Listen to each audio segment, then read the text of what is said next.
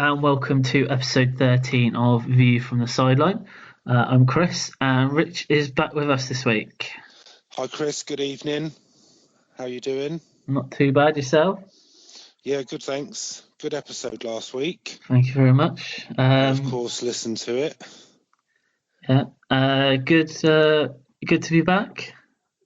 Yeah, great to be back. Got a lot to live up to this week. Yeah, so what is coming from up? last week's episode. What is coming up on this week's episode? So, episode 13, we've got the usual review of the Premier League games. We've got a shortened EFL review this week, so we've only got the details from the Championship games, because this week Chris is doing a special FA Cup summary. So there was no League One or League Two games over the weekend. This week's special topic, which will be coming up in part 2, is around players coming out of retirement, so for both club and country, which is quite relevant with Wayne Rooney coming back for Thursday's game for England. After that, we'll take a quick look at the predictions, because we've had 11 weeks worth now, I think. So the table's building up nicely. So we'll go through that and the details of the coming weekend's games. And then we will finish off by letting you know what's coming up next week. But as always, we will start with the weekly teaser, which is over to you, Chris. Yep, so I'm doing the teaser this week. I did it last week for Adam, and he actually got it right first. So he's one podcast, one teaser. So yeah, he's one of one. Yeah, 100% puts record. A bit of pressure on us. Yeah, so this teaser is a FA Cup sort of themed teaser. I have given you a clue in this one because I think it might have been a bit difficult without a clue. So it is who was last season's top scorer in the FA Cup, and your clue is the player is currently playing in the Championship. So okay.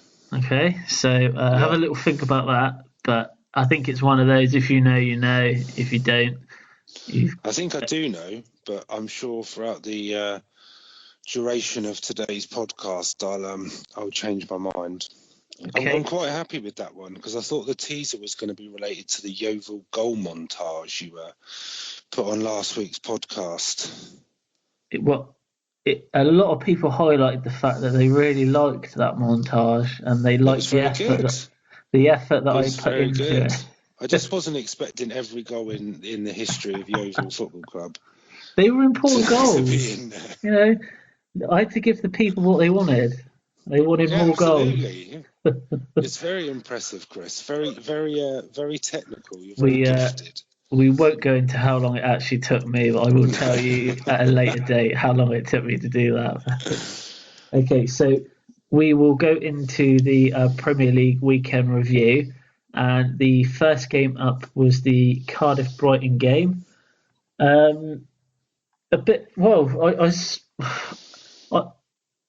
would say a shock, but not. It was hard to describe this one because although I know Brighton have been playing quite well recently, Cardiff haven't been playing that badly against teams in and around them. So obviously they registered their first win of the season, but it was some poor defending from Brighton overall in the game, which is unlike them considering, you know, they went on that run of winning 1-0 3 games in a row. So I just wondered what you thought about that.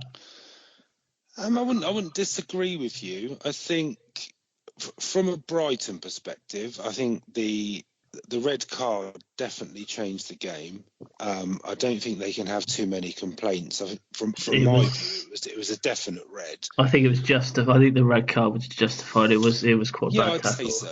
I think, I mean, let's be honest. I mean, they'd held on for sort of an hour plus with 10 men.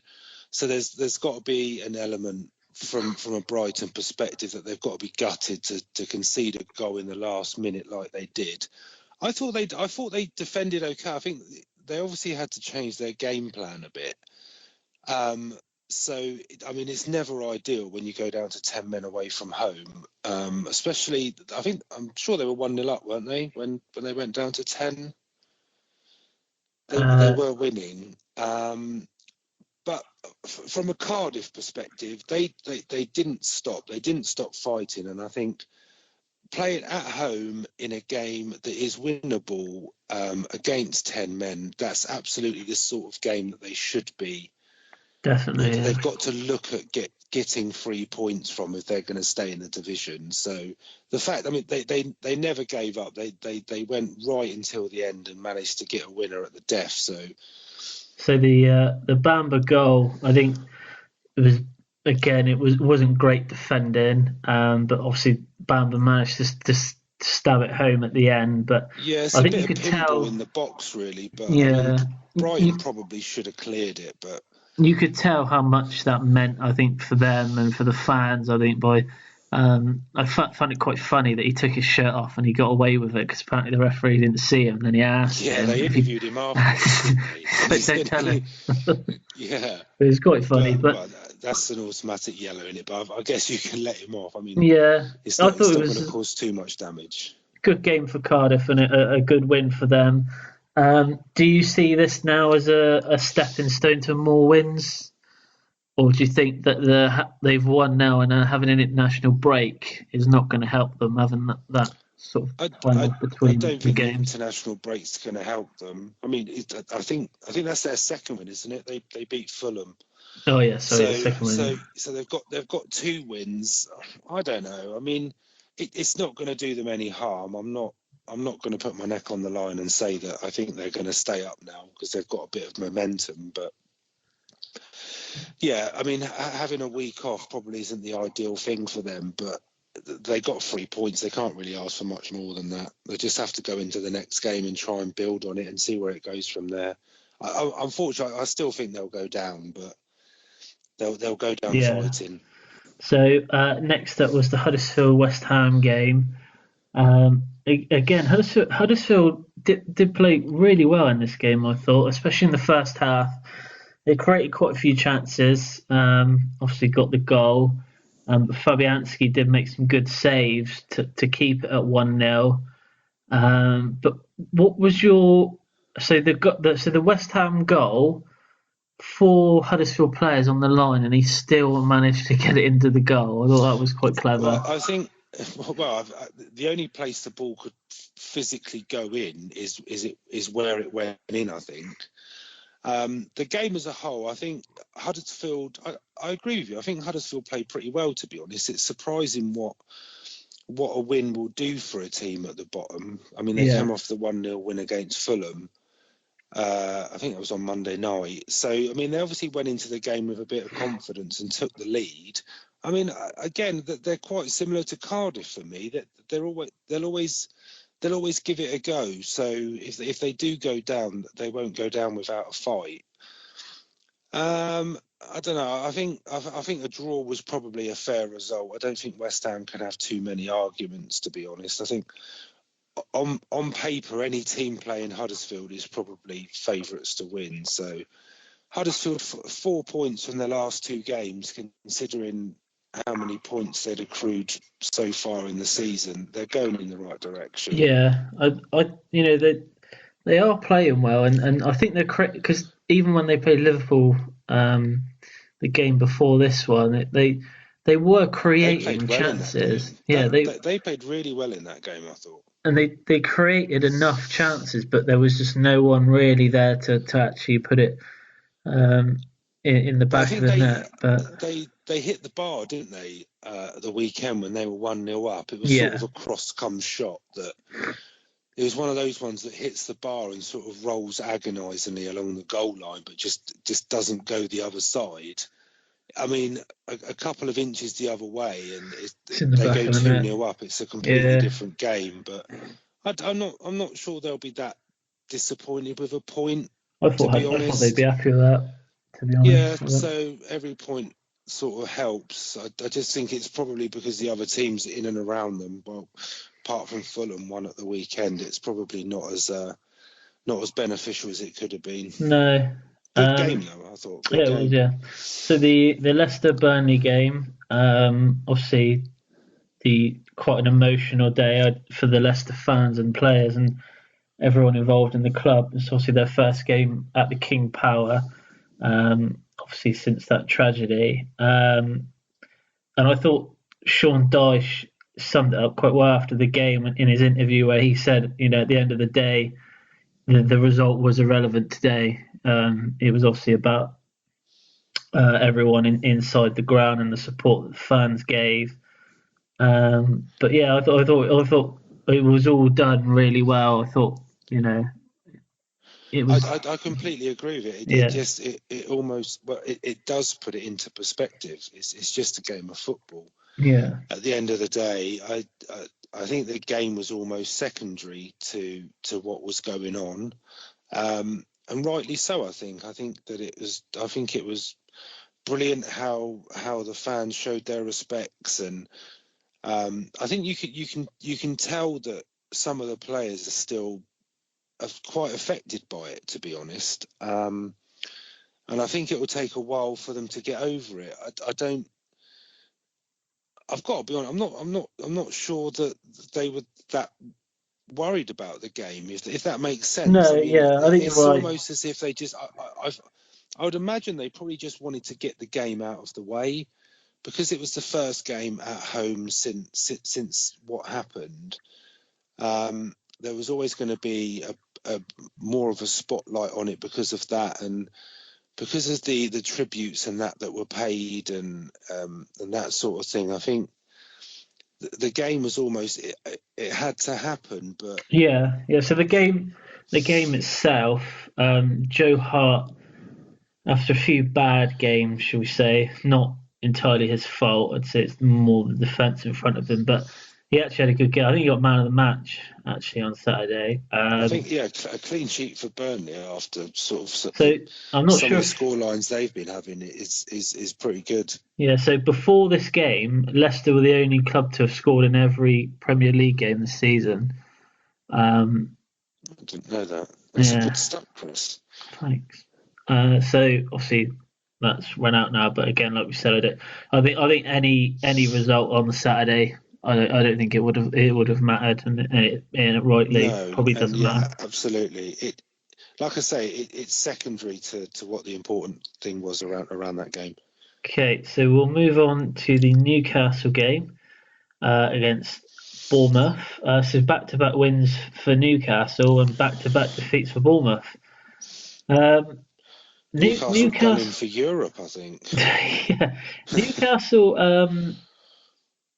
It was a strange game. I thought there was quite a few decisions in this game from a referee point of view. There was, a possible penalty for Bournemouth on Brooks.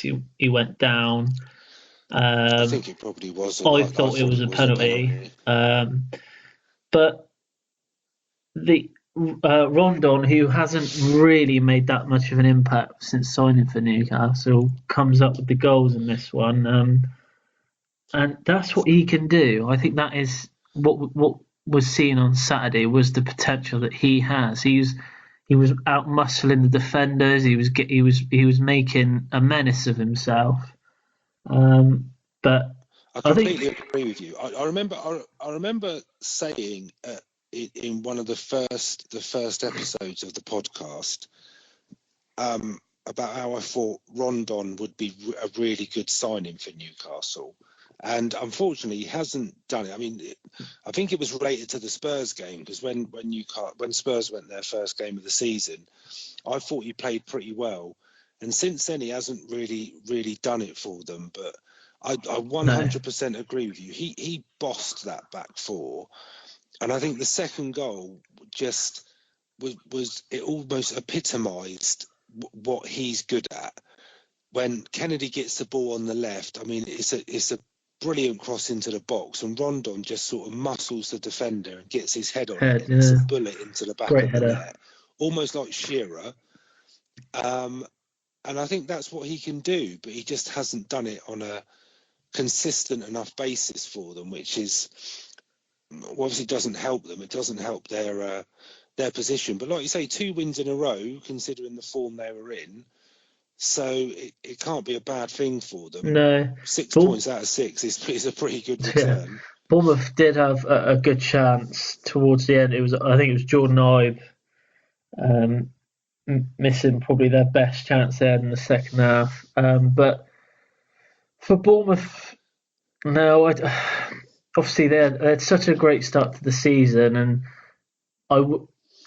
in all honesty, they probably didn't think they'd get much out of the Man United game, but I think they'd be quite disappointed about how they played on Saturday, because they are better than how they played, without a shadow of doubt. So. I think Bournemouth on Saturday, that was one of the worst performances I've seen them this season. But you've got to give Newcastle credit at the same time. Definitely. And they're turning it around, which is good to see.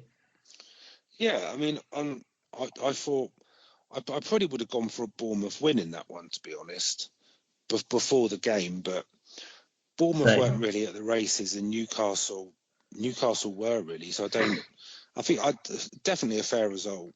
Yeah. So the Southampton-Watford game, I think this will be remembered for one thing. This has got a lot to talk about. But obviously, on the back of this, a very funny clip of the Charlie Austin interview came out after the game, which we are going to play later, aren't we? It'd be rude not to. Just because it is probably the funniest thing I've seen on the internet this year. So we will play it. What's your view on it then? So what's your view on it? Of him at what he did after the game? Well, the whole incident. So I mean, obviously it's quite clear what's leaded to it. So first off, the disallowed goal. So the questions that are being asked was Yoshida blocking the goalkeeper's view, which I've seen the goal 5 times now, maybe. Is that what it was given for? Yeah. So the disallowed goal was because the referee is saying. I thought it was given because he thought it came off him. No, he's saying that Yoshida was blocked because he was in an offside position. Oh, that's even worse. That's an even worse decision. Yeah, you are right. You are right. He said he's either touched it or he's in front of the goalkeeper, so he's blocking the goalkeeper's view. But when you see it, he is nowhere near that. I honestly, I don't know how they've not been, how the goal hasn't stood, and I have to say how sort of refreshing it is for a player to come out after the game and be very honest, shall we say. You know, he does not hold back in that interview, but he's quite clever with the interview. He doesn't directly name anyone, but you think he's pretty much naming the officials? Yeah. Do you think that anything is gonna come of that, or do you think? Yeah, I think he'll get a hefty fine. I'd be really surprised if he didn't. Because that's the sort of stuff they're going to make an example of, and I feel that in the heat of the moment, he should be allowed to vent his. It's an interview. If I was doing an interview with anyone, and they were angry, I'm not. You know, it's just but how football works, and it is unfortunately you're probably right. He is gonna something's going to come of this, but it's such a difficult one. So I saw the interview before I'd seen the highlights. So, and my first sort of reaction was that it was going to be quite a close decision, something that was sort of borderline where he's just frustrated. If you look back, and we say every week about Saints that they just don't look like they're going to score enough goals. But if you look at Austin individually, I think he's got 1 goal this season, which was back at the end of August. And my immediate thought was that it's just born out of pure frustration because he scored a goal which has been disallowed that would have put Saints 2-1 up. They're desperate for the win because of the position they're in. But when I actually saw it, I mean, it is pretty bad, to be honest. But I slightly side more towards his frustration. I think that referees and linesmen have almost got an impossible job because they haven't got the benefit of TV replays currently without VAR being in the Premier League. It's almost on a split second, sometimes a gut feel about a decision. But I mean, to you or I watching it, or to the listeners watching it 10, 15, 20 times, it's blatantly obvious that it's a wrong call. I think what would be more beneficial in an instance like this is the referee coming out and doing an interview post-match. I agree with that. Because they are on a hide into nothing really, but let's get their side of the story. Let's get their view of the incident and why they gave the decision they did. Because I'm not denying Charlie Austin's frustration and his passion at all. He wants to win. He wants the team to win for the fans, and he feels that they've been denied that because of a terrible decision, which they have really. But I think there's two sides to it all, and I think the fact he's come out and done what he's done, I think he will get some sort of punishment. I'm not sure. I expect it will just be a hefty fine. I can't see them banning him or anything that. No. But I've always been sort of the view that it would be good to get the officials out and get their view on it, because you never hear that side of it. They're too protected, aren't they? I think sometimes. Yeah, but I mean, it's kind of, if you see that. So in my opinion, Watford 100% should have had a penalty. So yeah, I was about to say there was other decisions as well. I would almost say that how the ref hasn't given that is not far off as bad a decision as the ref disallowing Austin's goal. So this is the Bertrand tackle on Chalobah, isn't it? Yeah, I mean, I know sort of where the ref's positioned. He's probably at the wrong side, but that's a stonewall penalty for me. So, and then I think probably what makes it worse is Watford's equaliser sort of takes a bit of a wicked deflection and spins in, and Saints were pretty much in control of that game, I thought. And I probably think there's 5 or 6 factors which has sort of bubbled up to give Charlie Austin that reaction, really. But I don't think you can blame him. I mean, he's passionate. He wants to win football matches, so you can't knock him for that. The goal that Southampton scored, I just have to say, it was pretty poor defending from Watford from the corner. I think if you ever want to see how not to defend a corner, watch that goal, because it was pretty bad. Good finish, though. He's still got to put it in the net. Yeah. But obviously a lot of controversy in that one, and then the whole VAR thing's brought up again, so have to wait and see. I mean, it's made him an internet sensation. I love that clip. I cannot tell you how many times I've seen it, but like I said, we will play it later on. But we will move on now to the Palace Tottenham game. I'm just going to quickly say something before you defend Tottenham. This is the second game in a row now where I felt that Tottenham have been quite lucky. I think last week against Wolves, they were in control for most of the game, but towards the end of the game, Wolves could have easily. I heard your review of last. Could have easily got a third, and I thought this weekend it was almost the same. But I have to say, at times Tottenham were a bit sloppy with the ball. But I just want to see your view on the whole thing. Really. I don't necessarily agree with you. I wouldn't say Spurs were lucky. just quickly on the Wolves game. I mean, yeah, Wolves had chances, but I don't think they had many more chances than any team has in any football match. The reality of it is they had 2 penalties. I mean, the chances of scoring a penalty are pretty high. So to get, yeah, I mean, being 3-0 up and then sort of hanging on at the end and winning 3-2 is not ideal. But I think if you take out the fact that both goals were penalties, I thought they were. I mean, going away to a promoted side, they're always going to put a bit of pressure on you. But I thought it was a good win for Spurs last week. The Palace game, I think it's never any. I don't think the conditions helped at all. The rain did not help towards a fluid game of football. Without being biased at all, I thought Spurs played okay. I think Palace had their chances, especially at the end.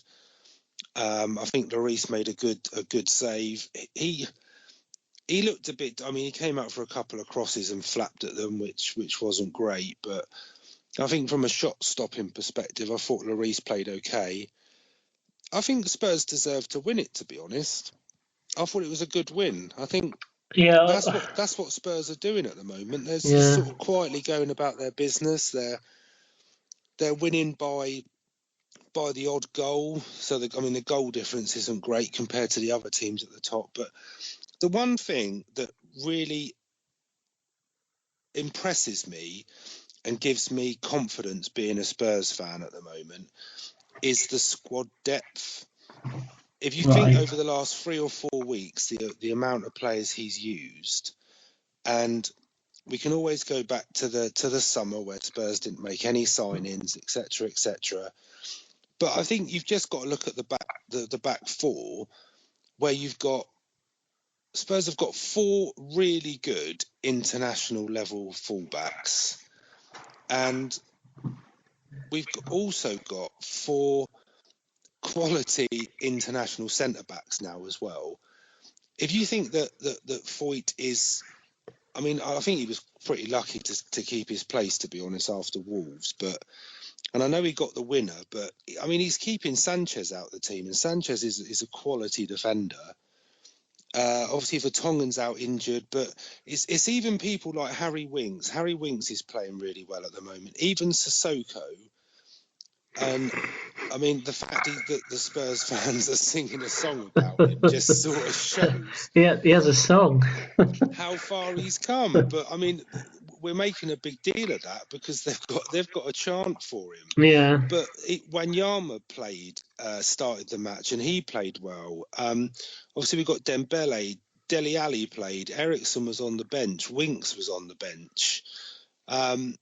Eric Lamella's almost like a new signing. Lucas Moura, I know he only signed last year, but I mean he's really showing what he's capable of. And I think from a 23-man squad perspective, I think Spurs are in a pretty good place at the moment. And to be honest with you, that's what impressed me most about them against Palace. I thought the players that wouldn't necessarily always played, and they played well. So there was no Zaha for Palace either, was it? So hopefully I've answered your questions there, Chris. You've answered it in a very non-biased way.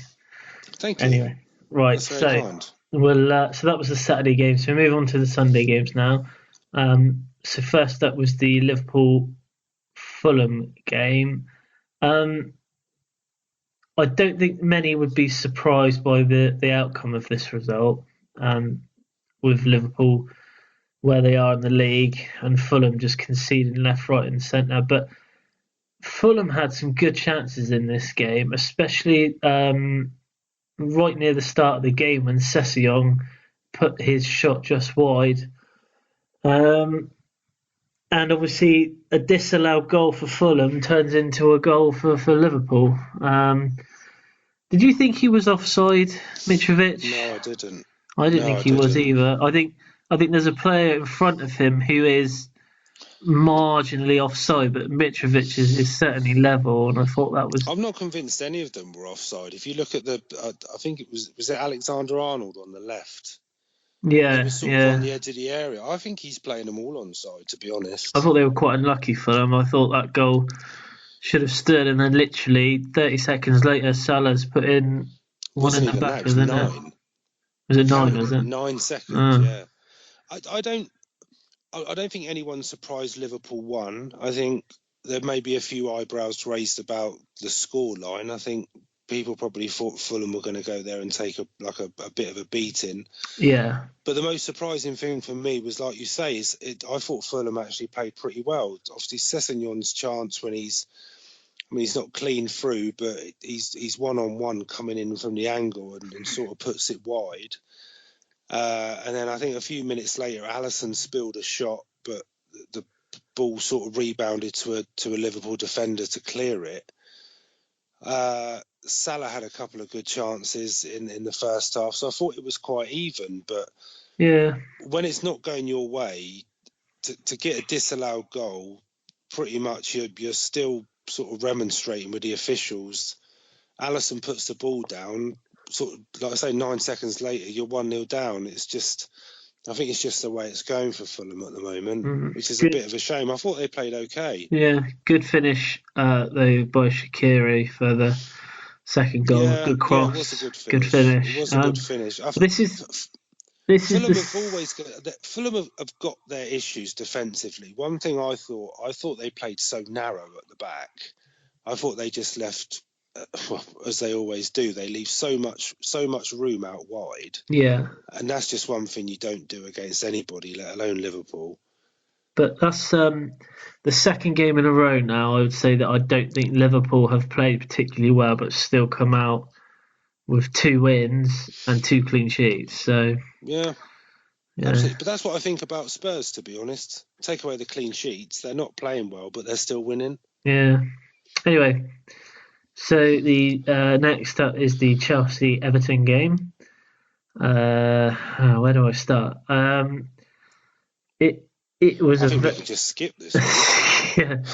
yeah, a very not I wouldn't say frustrating game to watch, but I think it was one of those games. Come 60 minutes of the game gone, it just looks like it had 0-0. That it just didn't look like anyone was going to create another chance.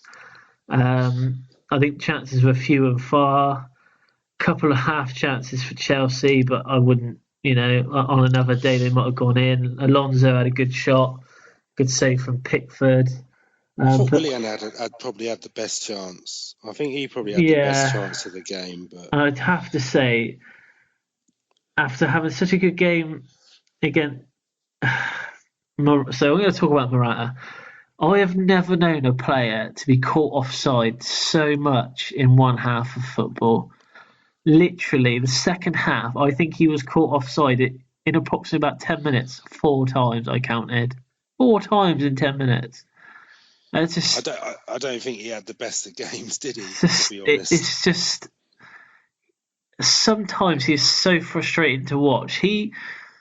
When he is best, he tries to take too many people on. I think that's the main thing. I think he thinks he can outpace some of the defenders, and he can. He just can. If they worked with him to hold the ball up more, like they did with Costa, I just don't think he's a strong enough option for us. And I do think come January, I think Sarri will be saying that we need a stronger attacker. I know Giroud has his I, moments, I but don't think he's not scoring Morata's enough. that sort of player. I think that's part of the problem. I think Chelsea have almost been spoilt with Drogba and Costa. Yeah, Morata's not going to give you that. He's not the sort of player that's going to hold the ball up and sort of wait for players to join in and play with his back to goal. yeah, but I, he's got to I don't know who learn you're going from to these get. Who games. do you think you'll get in January? I mean, Yeah, I know. It's just, if you're almost going to be paid an awful lot of money for him, you're going to have to properly break the bank to get someone that's going to come in and overtake him. If you're going to take a loss on him, I yeah, mean, I agree with you. The thing that disappointed me for him was the two there's a couple of points on this as a Chelsea fan, obviously, to get your view on. The two penalty shouts that Morata had. Now, I personally think both of them, they weren't dives, but he goes down It was just too far too easy. easily. Yeah. That's the problem, isn't it? The first one, when it comes in from the left, he's literally on the floor before the ball's within 10, 12 yards of him. So he's blatantly looking for the penalty. And the second one, I mean, I think it's one of those balls, it's a decent ball from Fabregas. And I think Morata probably knows that he's not going to get to it, or it's going to be sort of a 50-50 with the keeper. And he almost just seems to fall over, which I think is a bit disappointing. The big one for me, though, Chris, Juninho. Is it Juninho or Jorginho? Or Jorginho, yeah. That's the one. I think he should have been sent off. I think his tackle on Sigurdsson. So, yeah. Put an unbiased head on. If that was well, not even if it was against one of your players. He scissor tackled him 2 feet. I would say he's gone off the ground. I don't know. I think that's a red card. I was surprised he didn't when get I sent seen off. it when you see it in game time, I don't think it's when you see it in slow motion. I think that's when I thought that he was probably quite lucky. He actually got substituted in this game, which is quite odd. I didn't think he had one of his best games, but no. I was surprised by that. But you could also say that the Everton guy, Bernard, I mean, he could have been sent off as well for his reaction. So him and Rudiger. Because it's him and Rudiger, if wasn't you it? remember maybe a month or so ago, when we were talking about Richarlison got sent off for Everton against Bournemouth away, Yeah. for something very similar, and our view was kind of like, if you're going to do something like that, you've almost got to expect to get sent off. And I think they were both lucky to stay on the pitch, if I'm honest. Jamie Carragher said that Rudiger made the most of it, but that's Jamie Carragher. Yeah, I think he did. He's always going to be biased, but if you make that action towards another player on the pitch, you know what you're getting into. You're asking for trouble, basically, if you exactly, do it. So, just a quick stat here for you. I know you like your stats, but Sarri has broken a Premier League record now. Every week you say this because he's gone another game without losing. Yeah, he's actually he's broken the record. He's breaking the record every week. So, 12. He's the first manager to not lose a game in his first 12 games. So he's broken his own record from last week. So he's broken his own record of 11 games. Yeah, and he'll be breaking it again this weekend as well. Yeah, they're not playing. I anyway. think he will, because he'll go another week without losing. I guess you're referencing that it's Chelsea Spurs in a couple of weeks, or next week after next. It's a big game, that one, isn't it? Cause that's going to be an interesting podcast. Yeah. One of us will be very quiet. Yeah, I would suggest one of us will be away that week. I would suggest we just review that one game. Let's not worry about all the others. Could probably, we'll think of something. Got a few things that I can think of. But I'll summarise that one for Chelsea Everton. A good point for Everton, but frustrating for Chelsea. Indeed. So the Arsenal Wolves game, quite a quiet game, this one. But Arsenal were an absolute mess at the back for the Wolves goal. This is the Arsenal we love. Arsenal, didn't they? It was almost sort of the sort of goal you'd expect Arsenal to score. Yeah, and I actually think the Wolves were probably disappointed that they only came out with a point in this game. I thought they looked dangerous when they went forward.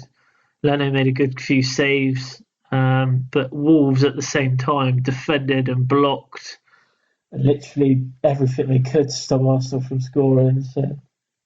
The last 5 minutes, Wolves should have stolen it. I think. Yeah. Fortunes have changed a bit for Arsenal. I know pretty much each week we say that they're just winning game after game after game. But that's 4 draws in their last 5 now, and that's 3 draws in a row in the Premier League, which isn't great form. I mean, obviously they drew at Palace and they drew with Liverpool, and then obviously the point against Wolves. And it stopped a losing run for Wolves. It's their first point in their last 4 games, but I actually thought it was a pretty good game. I thought Yeah. because Wolves scored so early, you almost expected Arsenal just to lay siege on their goal, and then Wolves would have to sort of play on the counter, which probably would have been their game plan anyway. Oh, definitely, yeah. But I mean, for once, you were right about Aubameyang and Lacazette, Chris. I mean, Aubameyang missed an absolute sitter. Hit the post, didn't he? Yeah. I mean, it was so much harder to miss than it was to score. But at the end, I think, like I say, I think Wolves would have been a bit disappointed. Leno kept Arsenal in the match without a doubt. I thought Arsenal were a bit fortunate with the equaliser because it wasn't a shot. It was just one of those that the ball's whipped into such a good area. As a defender, you're probably a bit tentative about sticking your leg in because you think you're going to get an OG. But Wolves, I mean, at 1-1 in the last 5 minutes, Wolves, I mean, they hit the bar. They had a couple of one-on-ones. Traore came on with his pace. It's just frightening. So I'd say a draw was a fair result. Arsenal probably a bit lucky to get away with a point in the end. I'll be honest. I thought Wolves did enough in that game. I think to get. I thought they defended well and they counter-attacked really well. So yeah, they're back on form. They're back playing how they were at the start of the season. So we'll move on to the Manchester derby. Obviously, one of the biggest games if you support one of those teams of the season. I just feel for me, I think Man United went about this game completely the wrong way. I thought the last thing you want to do is sit back and let Man City come at you. And nothing is more telling than Man City had 87% possession in the first 10 minutes. Yeah, and that's cost Man United the first goal by just sitting back so much and just inviting Man City forward. I just don't understand why you would do that. I think the best way to get Man City, as as other teams have done this season, who managed to get draws out of them, they've actually attacked them. I was watching it on TV, and there was at one point, literally, the Man United attack was just on the edge of their own box. It's just. I don't know what they were doing. Sometimes that works for Mourinho, though, doesn't it? I mean, he's been to Anfield a couple of times and parked the bus. It's going to work. Come away with a 0-0, but it'll work against some of the clubs at the bottom, but not with a team that Man City have got. They can create goals from anywhere. So for me, I just felt that they went about that the wrong way. It's funny how the fortunes of those two teams have sort of turned round over. I know sort of City have been one of the best teams in the league for quite a few years now. Yeah. But one thing that really surprised me is Man United are in a negative goal difference, which seems unthinkable for United. They are the Newport County of the Premier League, mate. Well, 21 goals they've conceded in 12 games, which, I mean, you don't need to be a maths genius to realise that's nearly 2 goals a game. Compare that to City. They've got a goal difference of plus 31, which is just ludicrous. But it sort of grabbed my attention when the teams came out. And I think there's just such a gulf between the two teams. Now, no disrespect to the players that are coming in, but from a United point of view, so Pogba, who you could probably say, I don't know, he's their best player. So Pogba's out. So who comes in? Fellaini. Lukaku's not playing. Rashford's playing up front. Now Rashford is a good player. Fellaini's a good player. But if you compare that to like Man City, for example, so I think it was midweek. Jesus played up front instead of Aguero, so he's out and Aguero comes in. Mahrez comes back in for Sane. The level of player that they're able to replace with between the two teams, I think, is there's so much of a difference. Do you know what I mean? Definitely. Yeah, they've almost got a second team, haven't they? Within their substitutes, they've team that would rival most other teams in the Premier League. I don't want to put Fellaini down. You can put him down. I mean, I doubt he listens to this. I Maybe don't know. he does. I don't know. Maybe he does. If you do, Marwan, I'm sorry, but he's a decent player and he does a job for you. But his job isn't coming in, starting a game against Man City.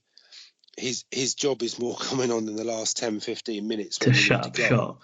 Yeah, or get a And goal. He can do either, can't he? Rashford, as good a player he is, he's not a striker like Lukaku is. He's not going to hold the ball up. He's not going to draw 2 or 3 defenders out. He wants to get the ball at his feet and attack. So maybe he was used as an outlet on the break, but there's such a gulf between the two at the moment. Really, I mean, from the game perspective, Man City were all over him. I mean, it was a penalty for United. Yeah. I'm not sure what Ederson's doing, really. He probably just needs to stay on his feet and sort of push him out. He gave away a similar one last weekend as well against Southampton. Yeah. So you'll have to watch out for that. But how good was the third goal for Man City? Oh, crikey. It was like, was it? Did you see the highlight? I lost count at 35. It felt like I was watching that for 5 minutes. Yeah, but do you know the other thing, right? So that's the 86th minute of the match of a Manchester derby. Yeah. From a United point of view, you're 2-1 down. Not one United player, and I think I may be wrong, but I think every City player apart from the keeper touched the ball in that move. They did, yeah, that's right. But not one United player was breaking their back to close anyone down or to get the ball back. With 5 minutes to go, you're still in the game. And it was almost as if they just thought, oh, we'll just let them pass it around. We'll take a 2-1. When they're passing it around, it is only 2-1, isn't it? So it's not. Yeah, absolutely. It's not and I mean, just on a side note, it was great to see Sir Alex Ferguson back. Yeah, I was thinking. I wonder what he's thinking of this in the stands. That would never happen under his management. It would be the other way round. It would be Man United passing the ball round, and Man City. You only have to look at Guardiola's reaction to Sterling at the end, when the crowd were doing the Olays and City was sort of flicking it around to each other. And I read he had a go at Sterling for being a bit too cocky with the ball. They're 3-1 up with seconds to go. Yeah. And Guardiola is demanding absolute perfection from his team, whereas I think I could have closed the ball down better than United were doing. It's just such a difference between the two teams. United are miles away from City at the moment, miles away from them. 9 points, isn't it? Exactly 9 points. 9 points away. Well, 9 points equals half a mile. I don't know. It's November. We're only in November. Yeah. Do you think by May, when Chelsea win in the league, they'll be miles behind Chelsea? So anyway, just skip over that one. So that was the review of the Premier League games. Rich is going to go through the Championship review. Yeah, so it's been a couple of weeks since I've actually looked at the Championship table, but it's almost unrecognisable from when I last looked at it. So Norwich are now top of the table. After claiming their 5th winner in a row at the weekend, they beat Millwall 4-3. I said to Adam, they've come from nowhere last week, haven't they? Absolutely. They've literally come from nowhere. Yeah. And it was quite an epic game, really. Norwich got a winner in the 97th minute. So in the actual 90th minute, so going into injury time, they were 3-2 down. They equalised in the 92nd to make it 3-3, and then got the winner 5 minutes after that. So there was a hell of a lot of injury time in that game, and they also missed a penalty. So not only are they top of the league, they seem to be pretty entertaining to watch at the moment. Middlesbrough are in second. They're 2 points behind Norwich, and they claimed their first win in 4 games after 3 consecutive draws. They beat Wigan 2-0 at home. The 4 teams that make up the playoff places, the bit of mixed results over the last few weeks. It was only West Brom, who are currently in 5th, who won at the weekend. They beat third place Leeds 4-1 at the Hawthorns, which was the late kick-off on Saturday, which, to be fair, beating Leeds 4-1 is a pretty good result for West Brom. Definitely. So they're in the mix with the playoffs. Sheffield United sit in 4th. They picked a point up on Friday night in the derby against Sheffield Wednesday. Sheffield United have only picked up 5 points from the last 15, so they're not in great form at the moment, and they missed a penalty in that game. No win in 5 now for Sheffield Wednesday. A game I'm sure you had a lot of interest in, Chris. Derby, Aston Villa. Yeah, Terry and Lampard. But one of them came off a lot better than the other one. Yeah, absolutely. But Derby are still in the playoff places, although they fell to a 3-0 defeat at home to Villa, which wasn't a great result for them, but they're still in the mix for the playoff places. At the bottom, it's probably a bit more familiar from what we've spoken about before. Ipswich are still bottom, despite getting a 2-2 draw away at Reading. Bolton are second to bottom after a 1-0 home defeat against Swansea, which was their 4th defeat in a row now for Bolton. Hull make up the bottom 3, but they did get a point in a 3-3 draw away at Birmingham. A bit of a mixed game for Hull, really. They were 2-0 down. They came back to lead 3-2, only to concede the equaliser in the 84th minute. So I guess after being 2-0 down, you think it's a good point, but being 3-2 up with sort of 7 minutes to go, you probably think it's 2 points dropped. I do like to keep an eye out for the teams that are on form in the Championship, which I know we did with Norwich before, and now they're top. But QPR, who at the beginning of the season were taking a bit of a battering, but they've won 5 of their last 7. And only lost 1 in that time, so they're only 2 points off the playoffs currently. So keep an eye on QPR; they seem to be on the up. He won Manager of the Month, didn't he, Steve McLaren? So yeah, I forgot he was there. To be gone honest, so under the radar. He's obviously doing something right. Yeah, they're on a good run of form. All right, before FA Cup, Chris. Yeah, just before the FA Cup one. I don't know if you've seen this week, but 4 managers have been sacked between League One and League Two. Quite 4 in the space of 2 days. It's quite a lot, isn't it? And that is a lot. Harry Kewell got sacked today for Notts County. Shrewsbury let go of their manager. Phil Brown lost his job at Swindon. And Neil Ardley got sacked from AFC Wimbledon after just over 7 years in charge. So crazy. Yeah. So the FA Cup review. We'll start with, unfortunately, the biggest shock of the round. Oh, we got a goal montage. No, not this. This is awful. Oh no. This is the biggest shock at Huish Park. So Stockport County defeated Yeovil by 3-1. So Yeovil are out of the FA Cup already. What league is Stockport in? 2 below. National. They'll be in the north, won't they? In the National North. Ouch. Not the south. Yeah. So the third Stockport goal came from a huge goalkeeping and defender error where they decided to run into each other, and the ball fell nicely to the Stockport County striker, who ran inside the box and put it into an empty net. They clearly want to focus on the league this year. Yeah, well, really? It's just a bit of a shame really to go out first round after last season, but never mind. Elsewhere, Haringey were mighty close to a replay against AFC Wimbledon on Friday night, but AFC Wimbledon scored a late goal, so they won that one. The biggest win on Saturday in the FA Cup was Bury beating Dover by 5-0. Aldershot managed a good draw against Bradford, that was 1-1. And Tranmere were very lucky against Oxford City, that one ended 3-3. Tranmere scoring a late goal in the 89th minute, but So Oxford City striker Tishimanga, I've probably absolutely murdered his name there, scored a hat-trick for Oxford City in that one. Yeah. So another non-league tie between Southport and Bournemouth ended in Southport winning by 2-0.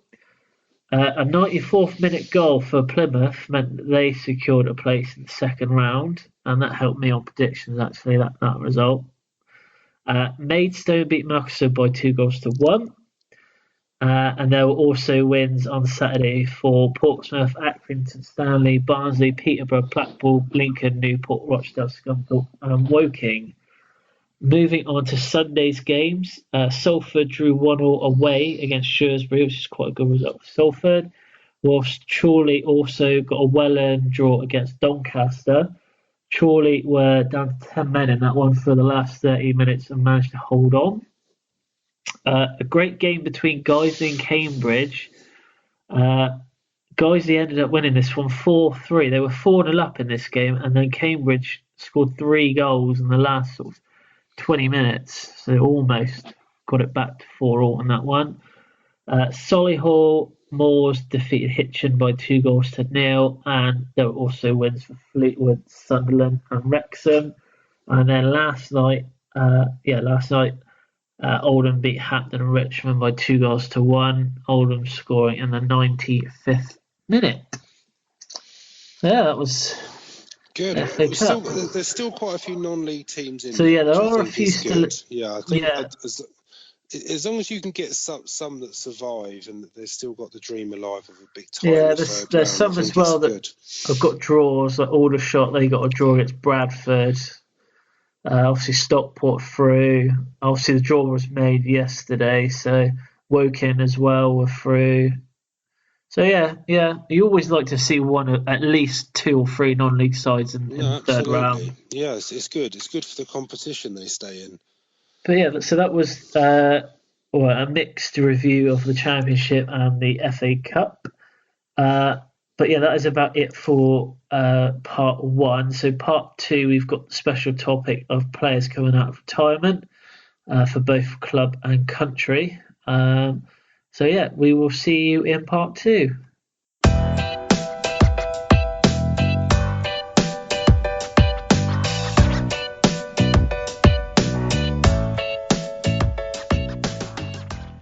Hello and welcome back to part 2 of episode 13 of View from the Sideline podcast.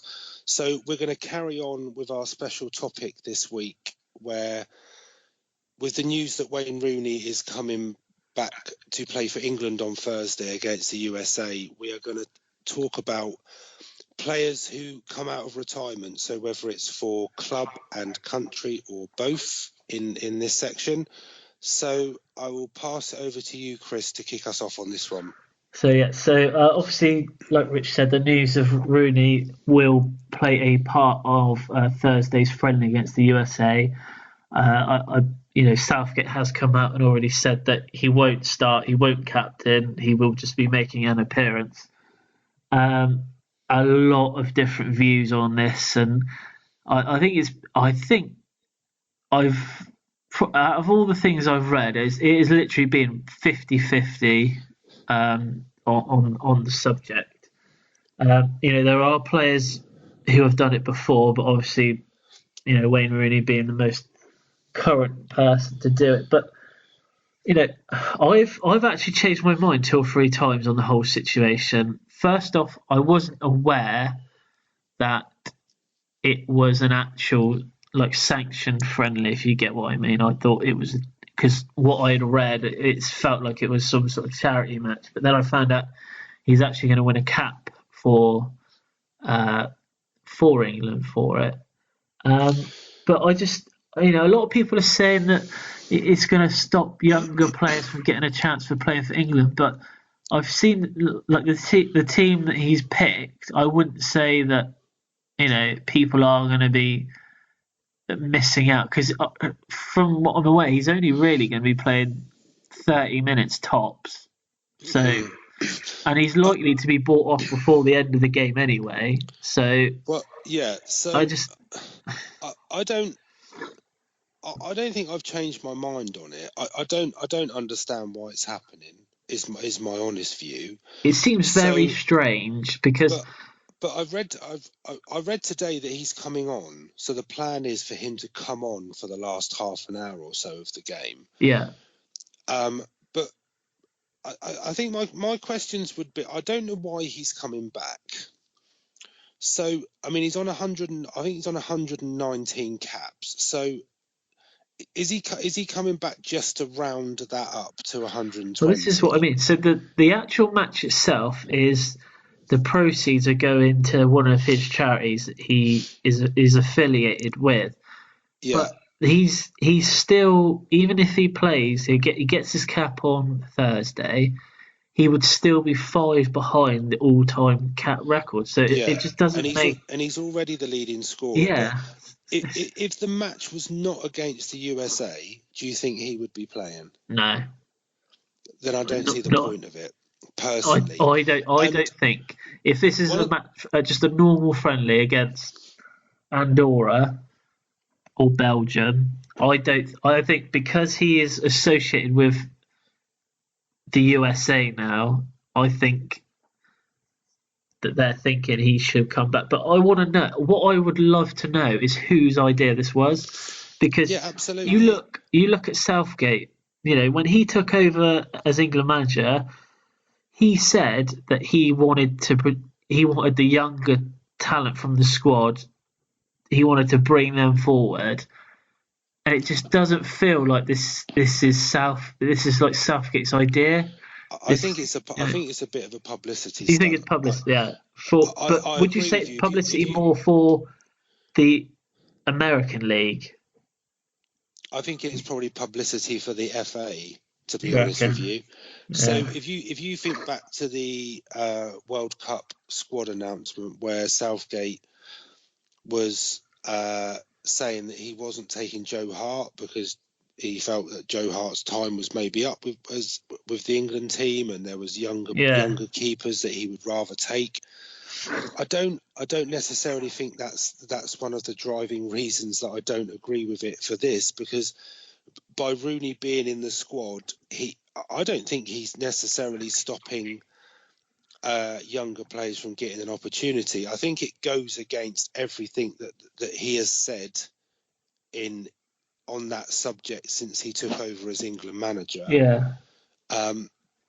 Unless his arm's being forced to Well, have this to is do what I it. think. But It but I must be. It I must honestly be. thought, when I first read about it, I thought it was almost like it was a charity thing, that he would be, because there was a match organised between England and America, and because he's now in the MLS, that it was just going to be. And I know it's a one-off. As far as I'm aware, he's not making himself available for future England No, no, squads, no. but I just think it's made a bit of a mockery of it, to be honest. And I think that if you're a professional footballer, I would imagine, I'm sure I would, if I was a professional footballer, I would want to play football at the highest level for as long as I possibly could. So if I was to retire or make myself unavailable for selection, it would be because I didn't feel that I could perform at that Play. Yeah, level yeah, anymore. yeah. I mean, I'm sure if Everton had offered Rooney another deal, he probably would have stayed.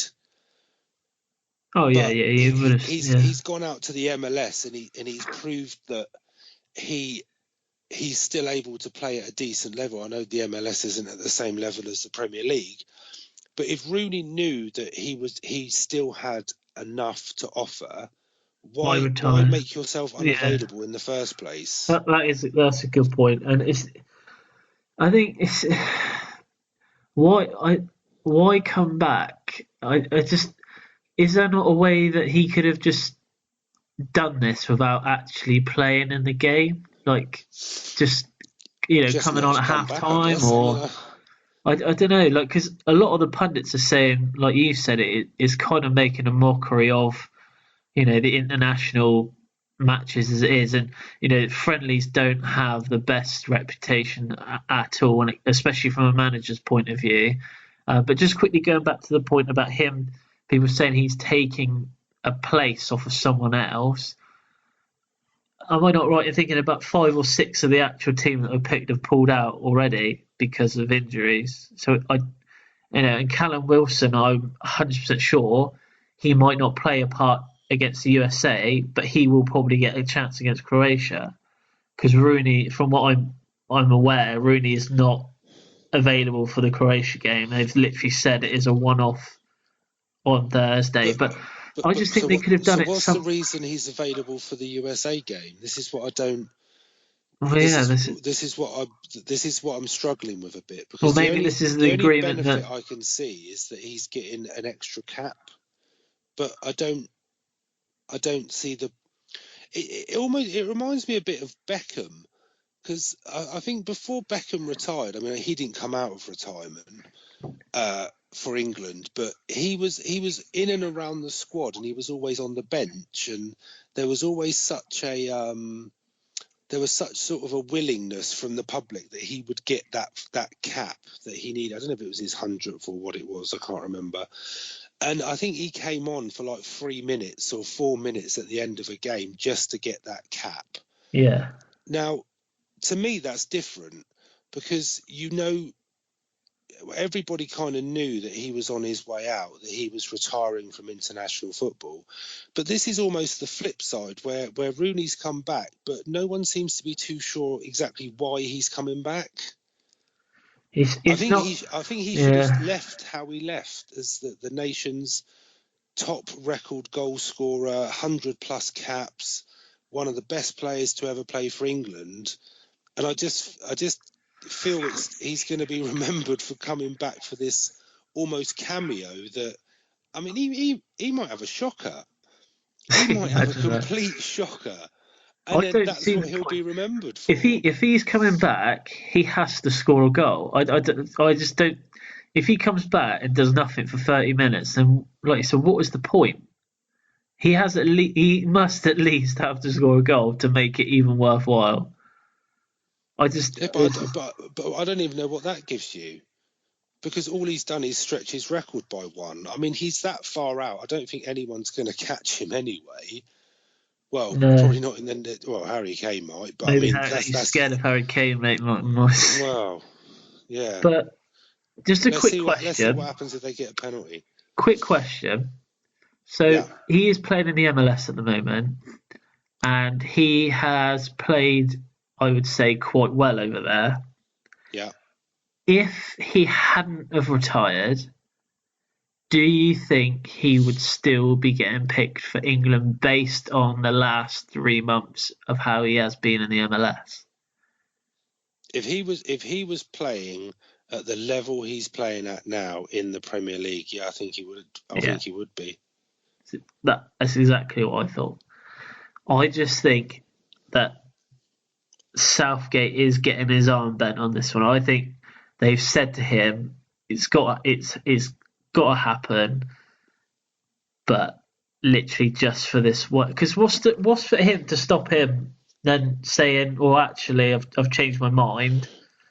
I want to start playing for England again." He's not going to get picked. So no, he's not. But I mean, I don't think he'd ever say that, because he knows he wouldn't get picked, which makes the whole reason about why he's included on this occasion that little bit more harder to understand. So he is not the only one that's ever done this. I think the other most notable one was probably Paul Scholes. So this was at club level. But he was that good. He retired. He went to Sports Soccer and bought a pair of boots and on the actual day. Apart. Yeah. So this was 6 months into his retirement. He actually came back out of retirement to help Manchester United, because I think at the time they were struggling in midfield, and it was Fergie at the time, wasn't it? So I think so. He obviously knew. He put the Batman symbol up, and Paul Scholes seen it, and he was. Like you said, I read a story saying that he didn't have any boots, so he had to go buy some. And then, like you said, he turns up for Man United. First game back, plays against Man City, and has a man of the match performance. So I don't know. I'm 50-50 on the idea. Like, it's good to see him one more time in an England shirt, but I think there's other ways they could have done that. They could have just stuck an England shirt on him and just got him to parade around Yeah, at but half time. But I don't want to nitpick, but I don't understand that. I don't know how we could say that it's good to see him in an England shirt one last time. yeah, I didn't mean Why? necessarily I mean, playing. I didn't like. if you think about how successful England were at the World Cup, and to be honest with you, I don't think anybody in the country would have said, "Oh, if Rooney was still playing for us, we would have won that." We got Harry Kane now. Who's But Wayne Rooney? I've got a lot of respect for Wayne Rooney for what he's done. What he's done in the game, what he's done for England. I think he seems like a decent guy. I know he's had his problems off the pitch, etc. But he is playing very, very well. Obviously, playing well at the level of the MLS is different to playing well at that same level in the Premier League. I mean, for him to be as sort of high profile and that as he is in America, he would have to be playing out of his skin in the Premier League to be at the same sort of level. Yeah. But I don't know. I just kind of think if he gets a half-hour cameo and then it's all done, I'm still not sure we're going to know what the whole point of it was, really. Nothing against the guy, but I think his time has passed. It's time to build for the future for England after a great World Cup. And yeah, I don't get it personally. It's very confusing. I know my view on this one. I haven't changed my mind. I don't understand it. I don't know why he's doing it. Well, we'll have to see. But just as we come off the subject, I have got another quick story for you. So Mark Overmars, remember Mark Overmars? Yeah. He retired, and then 4 years later he played in the Amsterdam's testimonial, and that's okay. You can come back for a testimonial. Right? Get this. Apparently, he had such a good game that he had teams queuing to sign him, and he actually ended up coming out of retirement and playing in the Dutch league for Go Ahead Eagles. So that's a good story, Chris. 4 years after retiring. I suppose if you've got it, you've got it. He was a very good player, though, Mark Overmars. Very good. So yeah, okay, we'll wrap that topic up there. We sort of focus more on Rooney, but I guess that's the most relevant example at the moment. So we'll see what happens on Thursday, and next week we can maybe do another special on Rooney's world-class performance against the USA. Hat-trick that he scores against USA, and his future England prospects. Yeah. What a player! All right, so absolutely. Rich, you've got a bit about predictions that you just want to go through.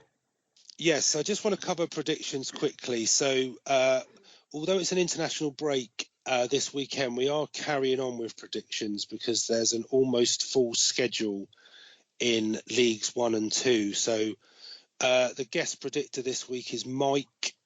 So the list of predictions are on Twitter, they're on Facebook, and they're on the website. I think they're on Instagram as well, Chris. Yeah, is that right? They're on they're on Instagram. Yeah.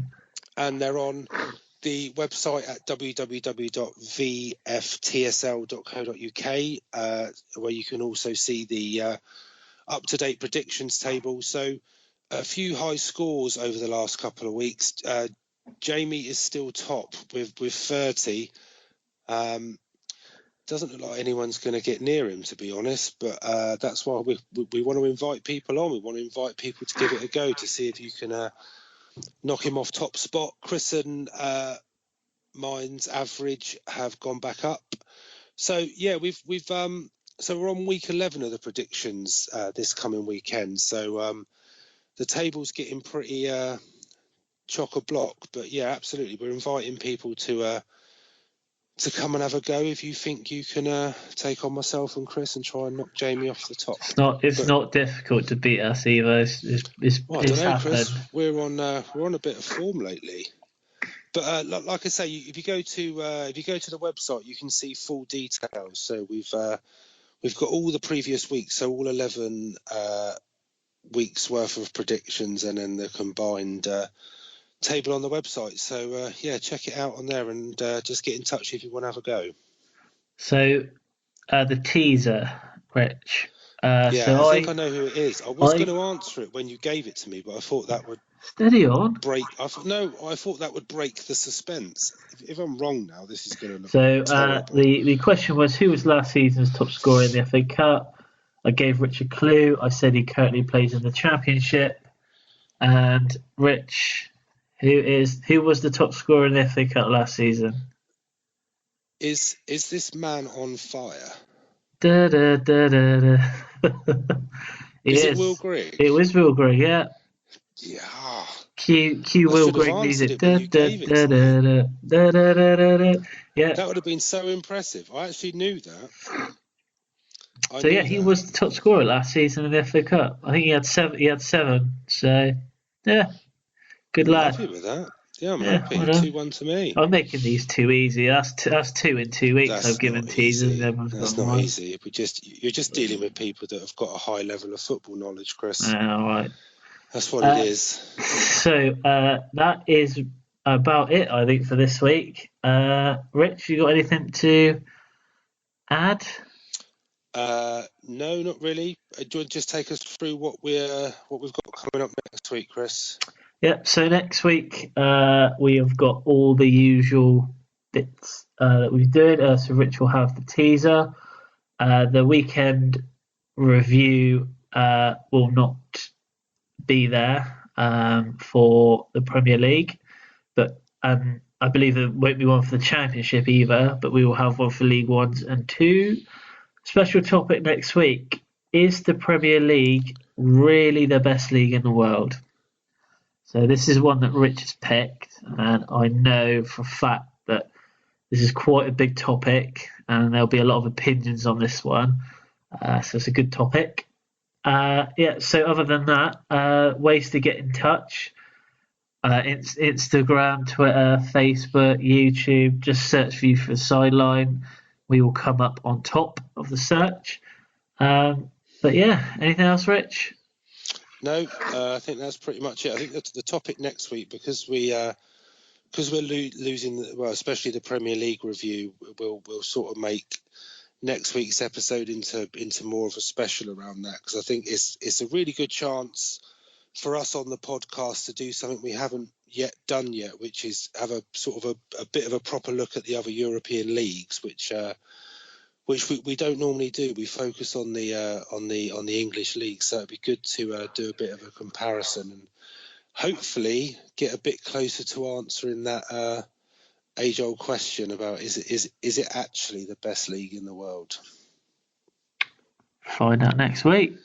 We will answer the question. We are going to answer that question.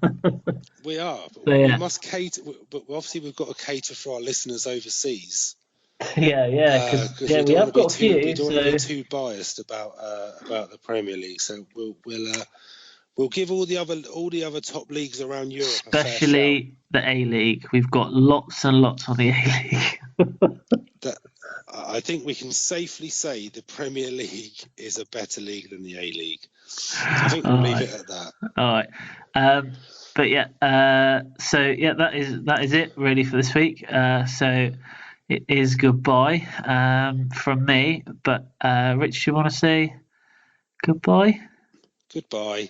And speak to you next week. I am going to leave you with probably the funniest internet clip you will see this year. Well, if they said it's offside, hit mine. I didn't. I did it twice. Hit me. Bob Douglas, right done Foster.